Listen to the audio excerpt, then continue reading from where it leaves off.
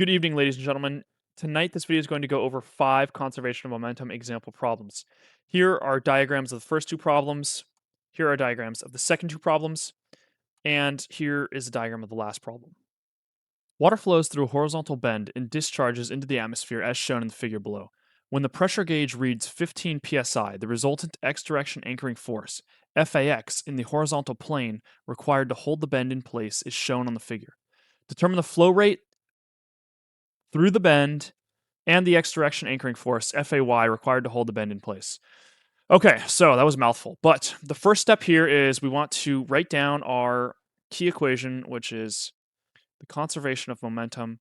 And so that will be net F, or the sum of all forces, is equal to ddt of the integral of the control volume of velocity times rho times dv. And then integral of the control surface, velocity times rho, times the dot product of velocity times the area. So this is dot product, this is not multiplication. Keep that in mind. The control volume is 0. There's nothing changing with time in this problem. We're going to cross that out off the bat. And then the next step is to determine what the heck is our control surface. And so I'm going to draw it. I'm making our control surface right through this area, and we're going to cover the atmospheric exit. That will save us needing to evaluate a force because this is gauge pressure. So that means it is taking into account atmospheric. So that saves us a little effort. All right, now first step, write the sum of the forces. It will start with a pressure force. So this will be acting in based on the pressure here, reading by the gauge. So this will be P1 times A1. Pressure times area will give us a force. And then we also have our x direction force that's stabilizing this, which is 1,500 pounds. We're going to need that as well. And here's our coordinate system where positive x is defined as to the right. So starting with that, we will do P1 A1 minus FAX. There's no P2 A2, so we're not going to even bother with that since it's atmospheric, equals V1 rho. Now I'm coming from here. This is V1. We're doing the inlet here. We're evaluating the inlet. So we have V1 times rho times V1 times A1. But this is going to be negative because this V1 times A1 from the dot product is negative. And the reason I know that is because we have the velocity going in. All right, we've got V vector. And then we have the area vector of the control surface pointing out. So that's the area vector, if you can try and discern that. And because they are directly opposing each other, this gives a negative result. And that's where this negative comes from. Moving on to the exit here, we will do the same thing. We're going to have negative V2. The reason it's negative is because it's exiting in the negative x direction. The velocity is literally negative just by definition. So we'll have negative V2 rho, and then it will be the dot product of this, which will be just VA. So it'll be V2 A2. And then this velocity actually has a component associated with it. It would be cosine 45. So that's going to be cosine 45 degrees. Remember, put your calculator in radians, or in degrees. And that is what our key expression is. The reason we're solving for this in the x direction first, so this is x direction, is to obtain the flow rate. So we want Q. We want to solve for Q because we're going to need that to solve for FAY. So we're doing the x direction first, and then we'll jump, get Q, get FAY. That is the process here. So because of that, we want to express our velocities in terms of Q. Now, V2A2 is already Q, is already the volumetric flow rate, as is V1A1. Now, we need V1 and V2 individually expressed in terms of Q. And so I'm just going to come over here to the side and put V1 is equal to Q over A1. Same thing for v2. v2 is equal to q over a2. And we'll, just put that as a little fact to know. Good to know. Don't forget that. And what we get here is then P1 A1 minus FAX is equal to negative rho Q squared over A1. Reason is this is Q. This is also Q over A1. So we have two Q's, hence the Q squared times rho. Same thing, we're going to have negative rho Q squared over A2 times cosine 45. And then we can solve for Q. So we're going to need to take a few steps to isolate this. And we'll get Q squared times negative rho over A1 minus rho over A2 times cosine 45 degrees is equal to P1 A1 minus FAX. And we're going to draw this right over here. It's going to take a lot of space. So Q is equal to P1 A1 minus FAX over negative rho A1 minus rho over A2 cosine 45. This is all one quantity, and this entire quantity is square rooted. So I'll try and plug in some of these numbers here. We're going to have to convert 15 psi into PSF. And we do that by multiplying it by 144, which actually gives us 2160 PSF. So that's good to know. So we have 2160 PSF times 0.2 feet squared. I'm going to run out of space here, I think. So I'm actually going to erase this and draw it right below. So we can actually understand what in the world is going on. So we have 2160 PSF times 0.2 feet squared. Very legible, beautiful. Minus 1,500 pounds over, we're going to need our density here. In this case, it is negative 1.94, or the density is not negative, but it's 1.94 slugs per cubic feet. Slugs per cubic feet over A1, which is 0.2 feet squared. And then minus 1.94. I'm not going to draw out the units here. Slugs per cubic feet over 0.1 feet squared, cosine 45. Sorry for that laziness if it got to you. Now, what is this equal to? This is equal to Q of 6.753 feet per second. That can squeeze in there, 6.753. We'll bold that in a little gold, and we're actually going to move on. And so we're going to need a new page. So starting back, we have the Q of 6.753 feet cubed per second. And then we're going to reevaluate our key equation in the y direction. And so we're going to have the sum of the forces in the y direction, which will be negative FAY, because if we recall, the resultant force in the y direction was facing down, which is negative. And the only thing acting in the y direction for velocity was the exit flange. So that's all we're going to take into account, which is negative V2 rho V2A2 sine 45. And this is Q. And this will also be Q. And so we're going to have a very similar expression where we have Q squared rho over A2 sine 45. And I took the negative out because they're both negative. So it canceled out.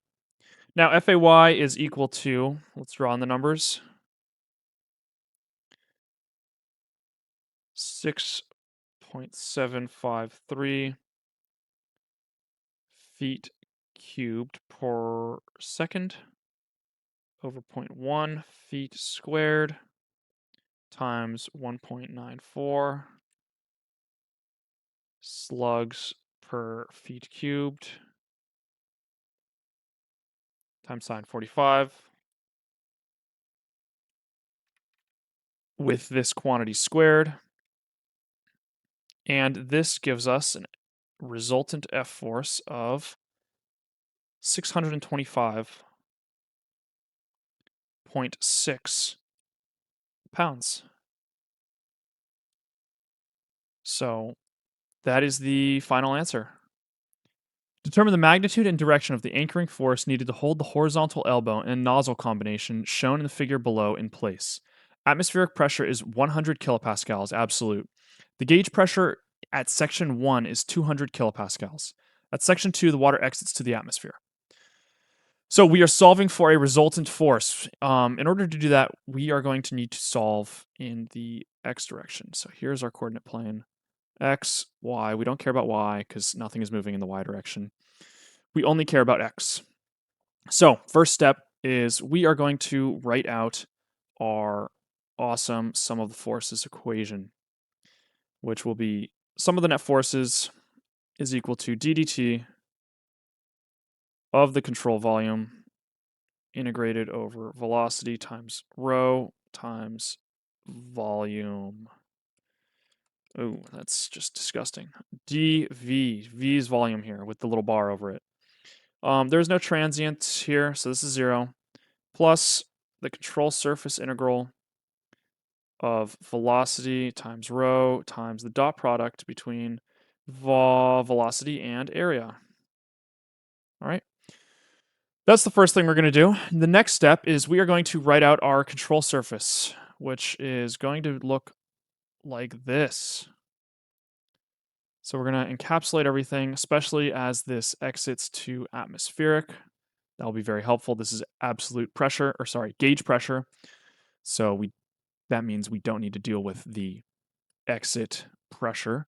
There will be a force applied here as P1A1, which we'll account for. And with that, we will write it over here. We'll do the x direction and start solving for our awesome force. So we will have P1A1. Again, that's moving in the right towards the right, which is positive, minus f of x plus P2A2. This is 0.2, by the way, is equal to, I don't have enough space. So we'll make this work. So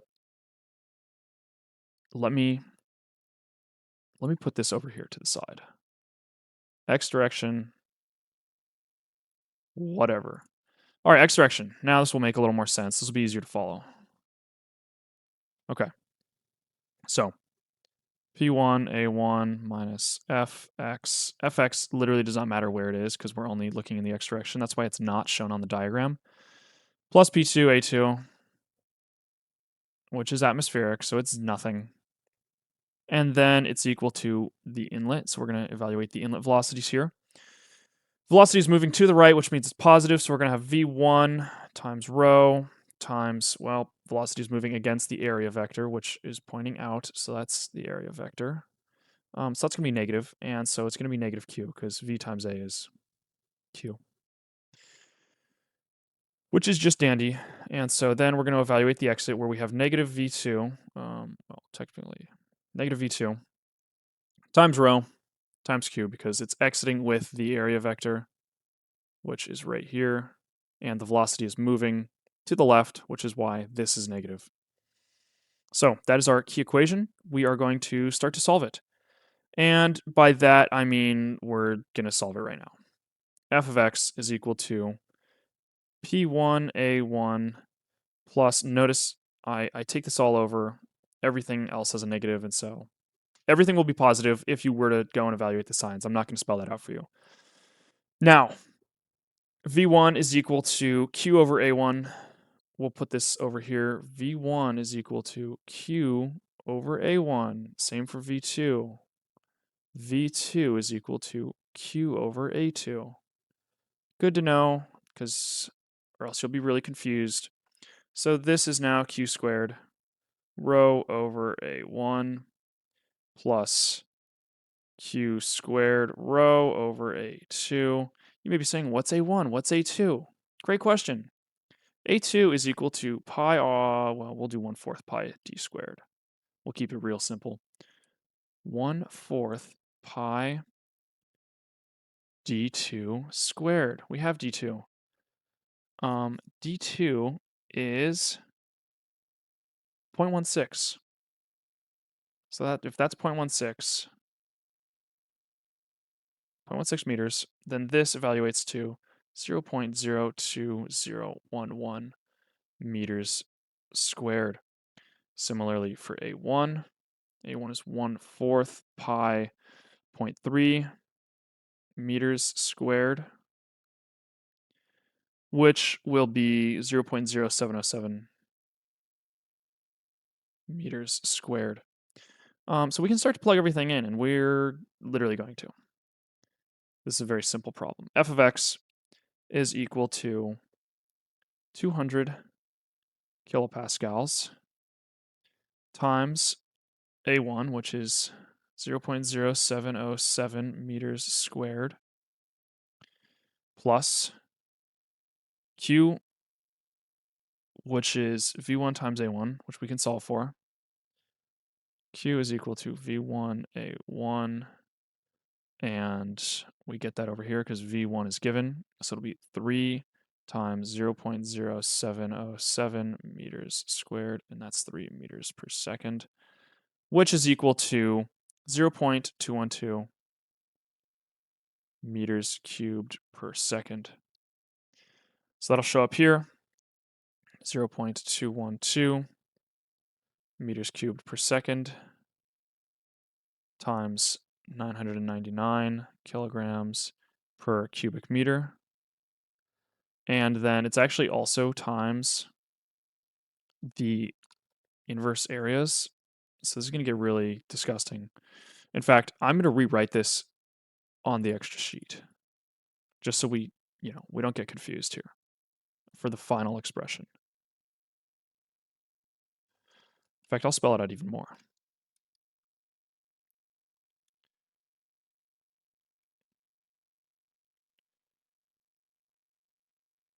Um, 0.0707 meters squared plus 0.212 cubic meters per second times the density of water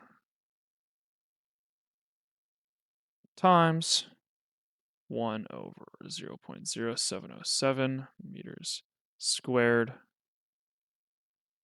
plus 1 over 0.02011 meters squared. And then that f of x comes out to be 27,670 newtons. That's the answer. Water is sprayed radially outward over 180 degrees as indicated in the figure below. The jet sheet is in the horizontal plane.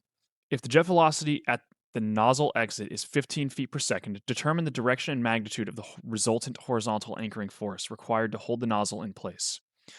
So the first step here is going to be to put down our net equations of force to get those. So that'll be net F is equal to d dt, integral of our control volume, which is velocity times rho, times volume, which will actually be 0, plus the integral of our control surface, which will be velocity times rho times the dot product of velocity and area. So the problem here with this is that we are working with some very unusual geometry. So you're going to see as I put the control surface around this region, there's no one direct way to break down our velocity profile or anything of that nature. And so to begin, we can identify that in the y direction, just by symmetry, the resultant force is going to be 0. In the x direction, this is where the problems occur. So we're going to evaluate the x direction. And if you really don't trust me on the y direction, you can evaluate it for yourself. It'll turn out to be 0. So x direction, starting with that, we'll just have fx. There is no pressures we need to worry about coming down here. The pressures applied would not be in the x or y planes since it's coming in from the z. And so we're not even asked to evaluate that. We just say, phooey, like this thing is on the ground. Don't even worry about it. And so moving on, we have our resultant x force. And the expression that this is going to be is it's going to be the integral from 0 to 180 degrees, primarily because it's indicated right up here. We're going from 0 to 180. This is a hemisphere, or this is a semicircle. So that's why we have those bounds on our integral. And then for velocity, this first velocity is a component. It's the component acting in the x direction. And so it will be v2 sine theta. And so if you were to go and evaluate that based on this theta, you would need a sine to find the correct x component. Moving on, you then put rho in. That does not change. And then the dot product is actually still positive, which is astonishing. And this is not taking into account any sort of component in your x or y direction. So you just put that down like normal, and you will have v2 times dA. But what is dA in this case? We need it expressed in terms of an angle. And we are now looking like we're in cylindrical coordinates in this case. And so dA is going to turn into RH times the angle times d theta. And so this expression is dA. And this is really what the problem hinges on. This is the most complex or most confusing and unintuitive aspect, is that you need to actually evaluate the integral. So once you know that, you can chug through this pretty quickly. And that's what we'll do. Fx is now equal to rho v2 squared times r. Oh, that's an ugly r. Times r. Okay, I'm cursed on my r's over here. Times h.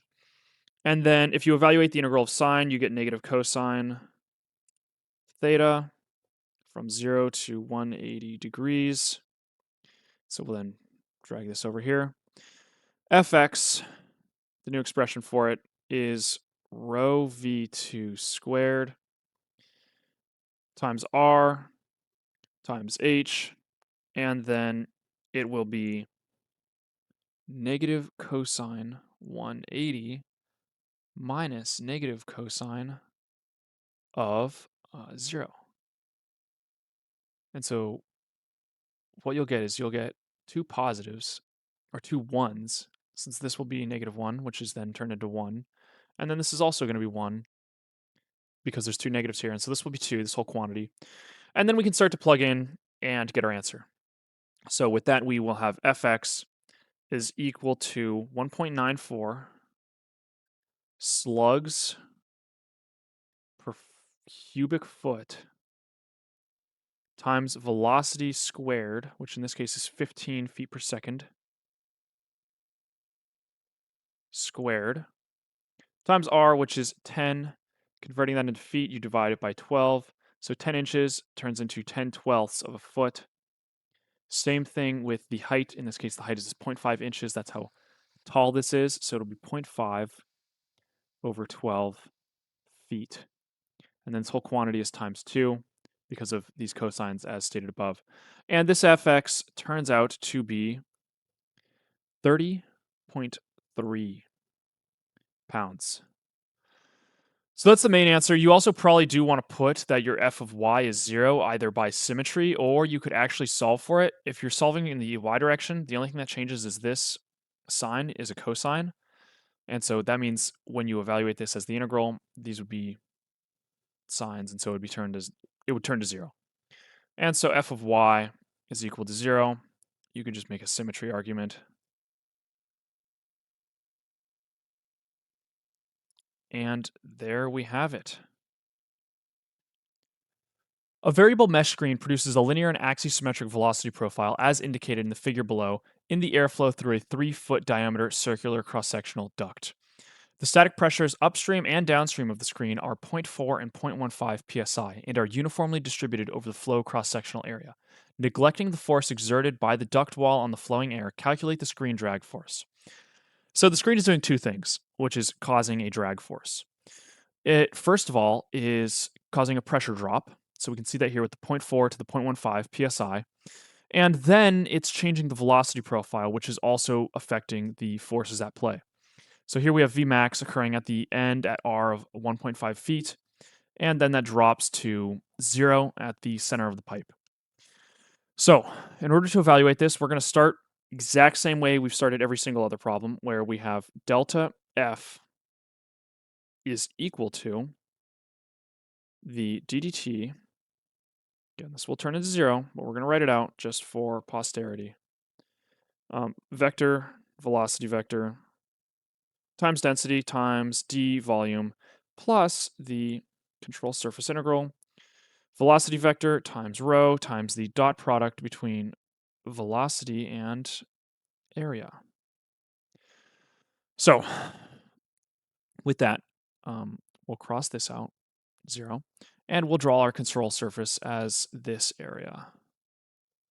This is a very simple one, not much to think about here. And we can see that we're going to be looking in the x direction.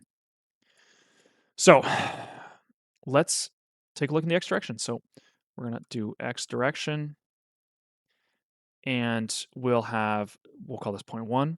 So we will have P1 times area.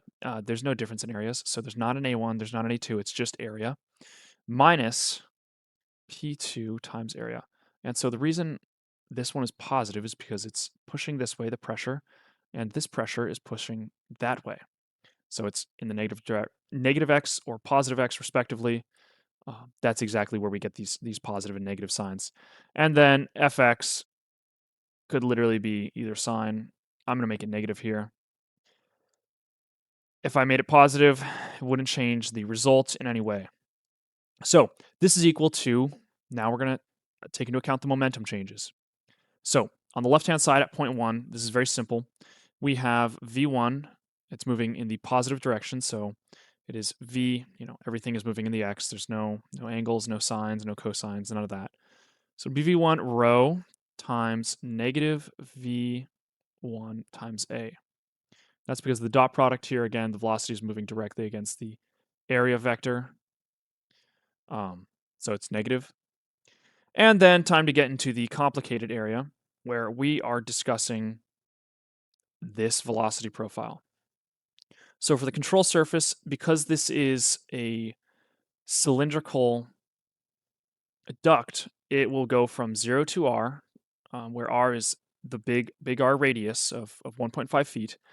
And the velocity profile can be described as v is equal to Vmax r, little r, over big R. And so if we're at the full radius, we are at full Vmax, and it linearly decreases. And if we're at 0 radius, right in the center of the pipe, it is a velocity of 0. So this accurately describes the velocity profile.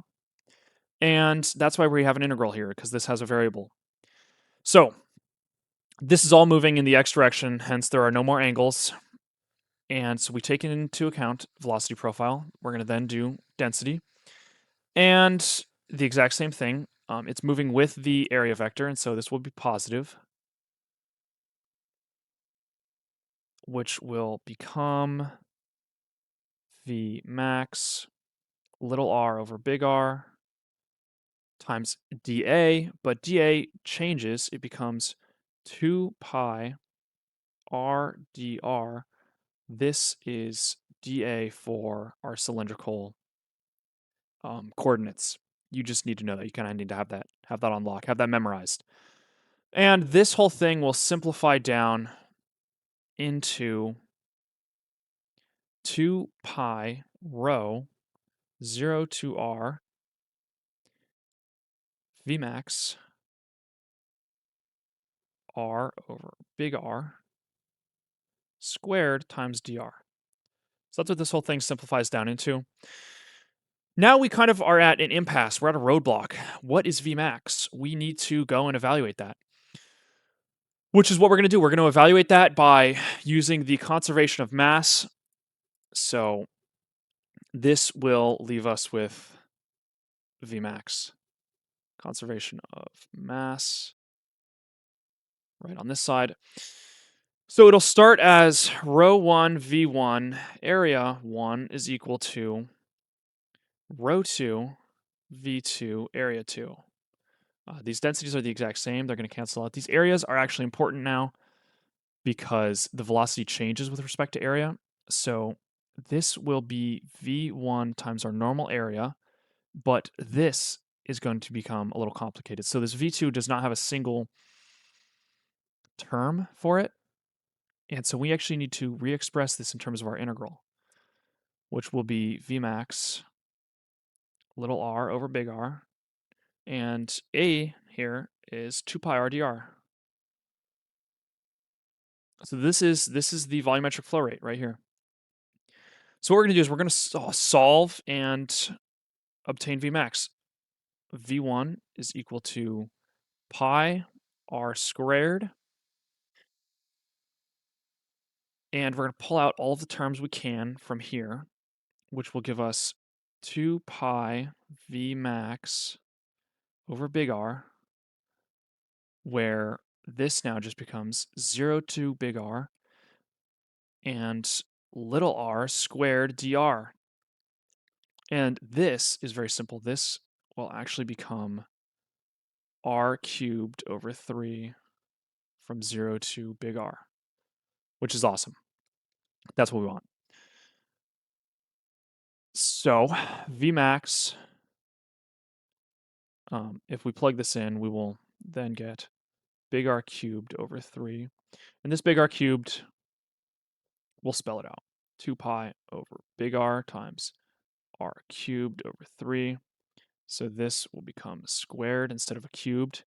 And we have Vmax 2 over 3 pi is equal to V1 pi r squared. And this actually is also an r squared. And these r squareds and the pi's will both cancel out. So V max is equal to 3 halves of V1. So this is our V max term. This is what we need. If we were to plug this in, we would get 150 feet per second. So it would be 3 over 2 times 100 feet per second, which means V max is 150 feet per second. So now we can go back and evaluate that. I'm going to rewrite it over here. So let me divide this page up a bit. All right. So fx, I'm going to isolate this, is equal to v1 squared times rho pi r squared. So this is area. V1 squared times rho times the area minus our 2 pi rho Vmax squared over r squared with the integral from 0 to big R, where this little r is r cubed, times dr. And then our pressures have been moved over here, so we now have P1 pi r squared minus P2 pi r squared. And you see why I made fx negative, because now it makes a little bit easier because this P1 is more dominant than the P2, and I want this to be positive. And it just makes it easier to conceptualize. So this integral becomes r to the 4th over 4 from 0 to big R, which means it'll become big R to the fourth over 4. All right. So now fx is equal to v1. Well, I'm not going to write this whole thing out. The most important term here is this. So we have this 2 pi rho v max coming down from up here over r squared, and this r fourth to the over 4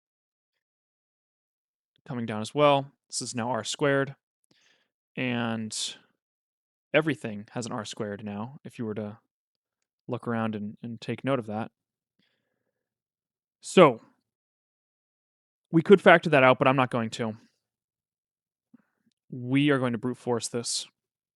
So everything here can be evaluated as a term with these as our new values, which means we have 100 feet per second. This is going to be probably not going to fit, times rho, which is a painful 0.00238 slugs per feet cubed.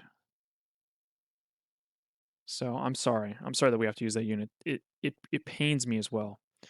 Times pi times 1.5 feet squared. So that's the radius. And then times here, let's make sure this is divide. These are different things. Times, or rather minus, this whole term of 2 pi rho, which is 0.00238. I'm not drawing the units in because it's not going to fit to begin with. Times 150 feet per second. Sorry, I don't want to write out slugs. So I hope you sympathize a little. Over 4 times 1.5 to the second feet, quantity squared. And then we've got the pressures, which are going to have to fall down here. So plus P1. P1 in this case was 0.4 psi. So 0.4 psi actually needs to be converted. And that will turn into 57.6 PSF. Similarly, this P2 of 0.15, butchered that one, 0.15 PSI becomes 21.6 PSF. And this is, we'll keep that a little segmented. So these new terms are going to come and fall down where we've got the 57.6 PSF times pi times 1.5 feet quantity squared minus the 21.6 PSF times pi times 1.5 feet quantity squared. And all of that comes out to give us 233.44 pounds. And that is the answer. Box that, send it in. 5 liters per second of water enter the rotor as shown in the figure below along the axis of rotation. The cross-sectional area of each of the 3 nozzle exits normal to the relative velocity is 20 millimeters squared. How large is the resisting torque required to hold the motor stationary? How fast will the rotor spin steadily if the resisting torque is reduced to 0? And A at alpha equals 0 degrees, and B, I'm sorry, not alpha, theta. And B, theta is equal to 30 degrees. This is 30 degrees. Ignore that. Okay, so there's a few things to discuss here. First of all, let's convert our silly little units to something normal. Liters per second, more like 0.004 cubic meters per second. That's really small. Let me make that bigger for those of us with difficult vision. Meters cubed per second. 20 millimeters squared, more like 2e negative 5 meters squared. And then 1 meter is actually good to go. So let's unpack this image a little bit. This water is going to be flowing out of these nozzles, this guy, this guy, and this guy, either applying some sort of torque that we need to hold stationary or making this whole thing rotate. So if we take a top-down view, all right, we're looking at this from top down. There is some, the continuation of this beyond this. Then the theta that we're talking about is with respect to the semicircle that it's rotating about. And so there's something really important here that we need to discuss, and that is the velocity components. So there's two velocity components. One is this water velocity. We're going to call this W. This is the velocity of water. And then there's another one that we're just going to make it green, and we're going to call it U. This is the velocity of the head. Because if this thing is moving, so we've got U, that's not a very good U. We've got U and W, and if this thing is moving, that is taking away from the effective velocity that the water is applying as a torque.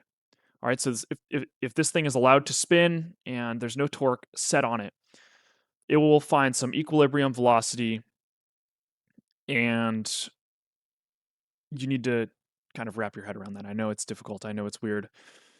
But these are the two velocity components that constitute a torque change or rotational velocity change.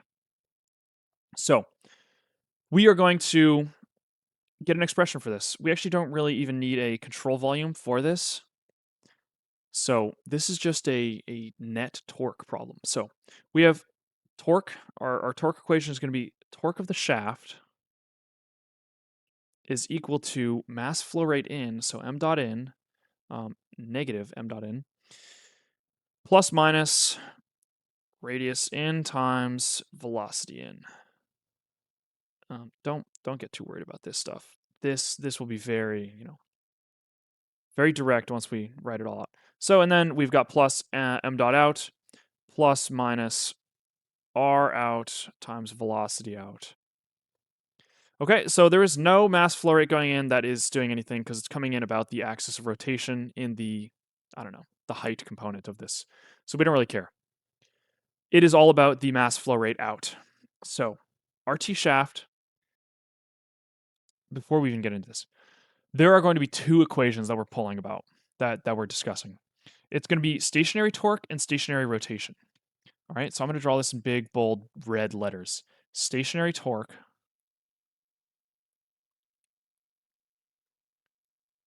and not stationary rotation, but constant rotation.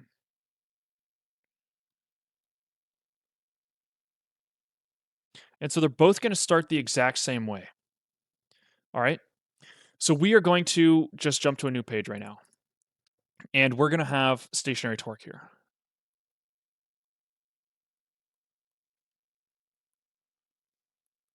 And then we'll have constant rotation over here.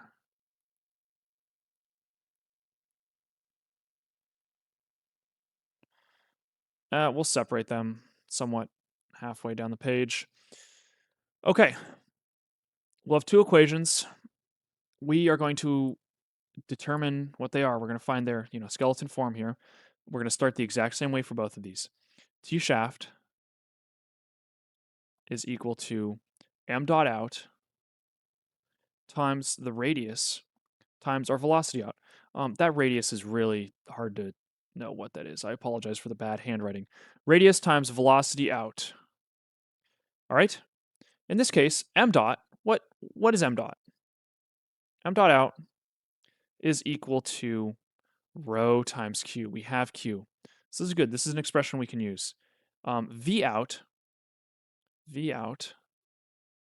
if we recall, is actually going to be W cosine theta minus U. All right, what am I saying here? So this comes back to this, where we have the velocity of the water respected to the degree. So that's why we have cosine theta in there. It'll start at 0, but we do need to evaluate it at 30 degrees. So we're going to leave that as a changeable parameter. And then minus the velocity of the of the rotating head. And so if this thing is rotating fast, it's going to take away from the effective water velocity. All right. So that's where that's coming from. And that's our V out. That's what we need. And then W, this W, the water velocity out, is a function of flow rate. So it's going to be Q over 3 area because there are 3 heads with water velocity leaving. So it's going to be Q over all 3 of these, or all 3 of those areas. And then U, this U, is equal to radius times omega, where omega is the rotational speed. Yeah, that's kind of just like by definition because this is the rotating head. So those are our key values that we need to play with. And we're going to start to plug them in. T shaft is equal to rho Q, and where am I getting rho Q? This is m dot, times the radius just falls down, times the V out, where V out is this, is W cosine theta minus U. All right, and then what is W? W is Q over 3A, and U is R omega. And so that's what those things are. So I'm going to redraw this one last time where we have T shaft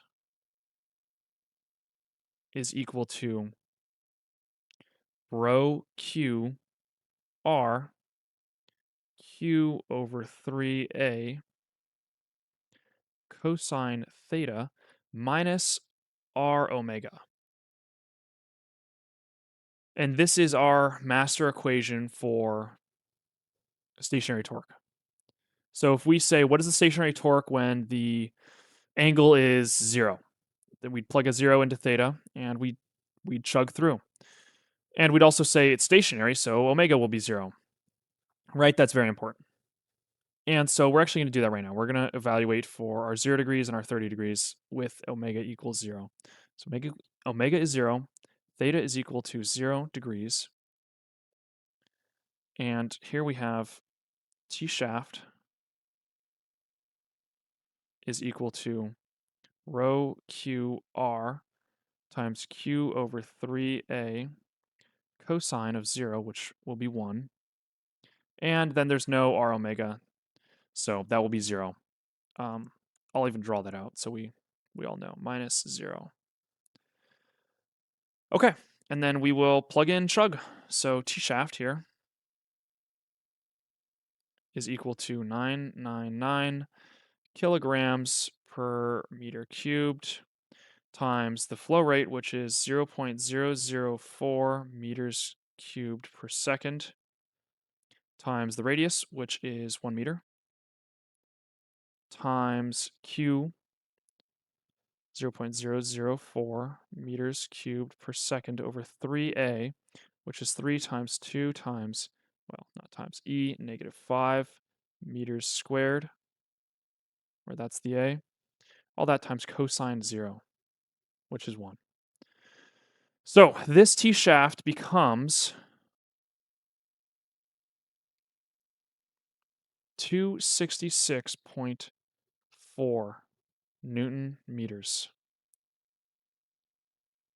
All right. And if we do the same thing for omega, well, we'll get there in a moment. All right. In fact, I'll do that right here on the other side. So we will have omega equals 0, and theta is equal to 30 degrees. We'll evaluate this. Where we have T shaft, I'm not going to draw this whole thing out because I would just put a 30 in here. That's the only difference. So we're going to show you the numbers I use though. 999 kilograms per meter cubed times 0.004 meters cubed per second times 1 meter times 0.004 over 6e negative 5 times cosine 30. And that becomes, oh, crikey. Do I have it on hand? I do, 230. 230.71 Newton meters. There you go. Okay, now we've done stationary torque. Let's talk about the stationary rotation. Okay, we're going to segment this all off. Stationary rotation. So the way we deal with stationary rotation is we take this equation, this guy right here, and we're just going to isolate for omega, where T shaft is 0. All right. And if we were to do that, we would get omega is equal to q over 3 times the area cosine theta times 1 over the radius. Isn't that crazy? And so this drops out because, you would divide it by 0 or 0 over, whatever this quantity is. And so then you just chuck in radius on the bottom here, which becomes very simple. So now our next parameter is to do this where theta is equal to 0 degrees and torque is 0. There is no torque here. So that's what stationary rotation. I'm sorry, this is not. This is constant rotation. I am so silly. Whatever. Constant rotation. Okay, so there's no torque. It's constant rotation. We're solving for omega. This is a very simple one. Omega is equal to 0.004 meters cubed per second over 3 times the area, which is 2 times 10 to the negative 5 meters squared, and times the radius, which is 1 meter, times cosine of 0. And so this omega becomes 66.67 radians per second. All right, we're going to repeat this for theta is equal to 30 degrees. Put a little degree sign up there. And torque is equal to 0. So exact same thing. I'm not putting the units in.